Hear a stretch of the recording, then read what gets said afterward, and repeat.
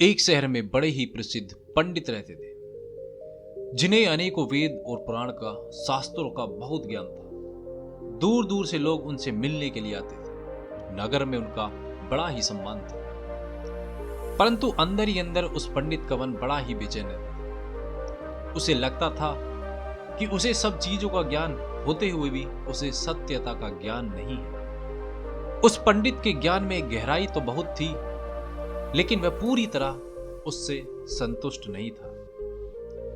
एक दिन उसे पता चला कि शहर के बाहर एक साधु रहते हैं। साधु अत्यंत ज्ञानी थे और लोग कहते थे कि उनके पास बैठने से मन को बहुत ही शांति मिलती है। पंडित ने सोचा, क्यों न एक बार उन साधु से मिल लिया जाए और सत्यता के मार्ग को जान लिया जाए। पंडित साधु के पास पहुंचे, साधु को प्रणाम किया और बोले कि महाराज, मैं सत्यता की खोज में हूं, कृपया करके मेरा मार्गदर्शन कीजिए। साधु ने बड़े शांत भाव से उस पंडित को देखा और पूछा कि पंडित, तुम कौन हो? इतना सुनकर पंडित ने बड़े ही गर्व से उत्तर दिया कि महाराज, मैं इस नगर का प्रसिद्ध पंडित हूं। मुझे अनेकों शास्त्र का ज्ञान है।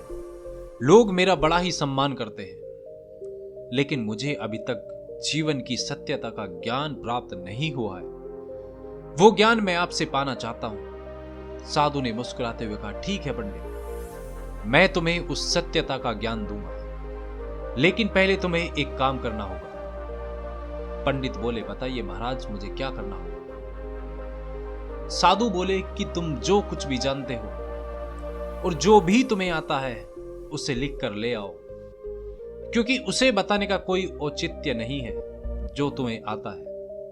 मैं तुम्हें वो बता दूंगा जो तुम्हें नहीं आता है।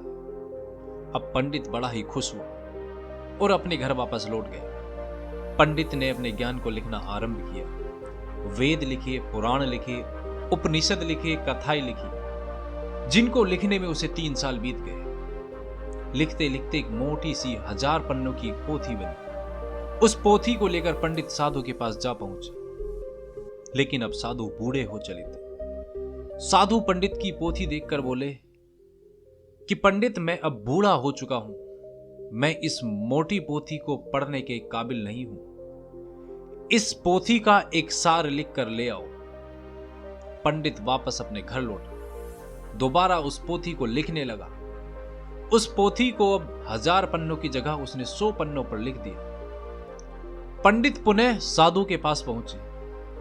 साधु ने उस पोथी को फिर से देखा और बोले कि पंडित, मेरी आंखें अब कमजोर हो चली हैं। मेरा शरीर अब पूरी तरह कमजोर हो चुका है, जिस कारण मैं ये तुम्हारी 100 पन्नों की पोथी को नहीं पढ़ सकता। इस पोथी को ले जाओ और इसे और थोड़ा संक्षिप्त करके लेकर आओ। इतना सुनकर अब पंडित गहन चिंतन में पड़ गए।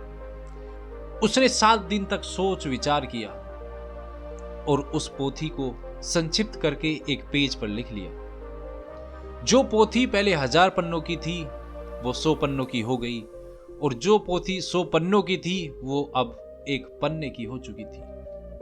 पंडित साधु के पास पहुंचा। उसने देखा कि साधु अब अपने अंतिम समय में है। पंडित तुरंत साधु के पास पहुंचे और उस पेज को साधु को दिखाया। साधु बोले कि पंडित, इस पेज को और छोटा करके लेकर आओ, क्योंकि मैं अब इस काबिल नहीं हूं।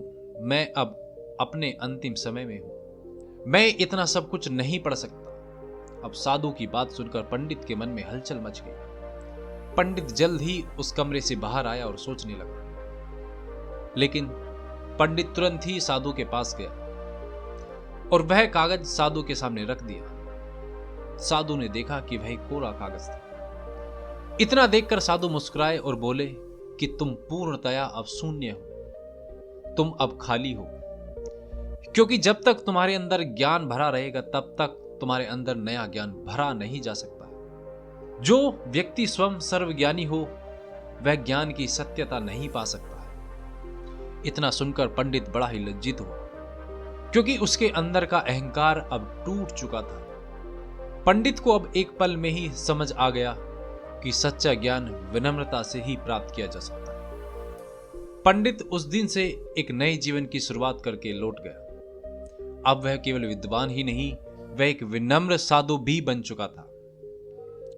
मोरल ऑफ द स्टोरी, सच्चा ज्ञान उसी को मिलता है जो अपने आप को अज्ञानी समझकर सीखने को तैयार रहता है, क्योंकि अहंकार ज्ञान के रास्ते में सबसे बड़ी बाधा है।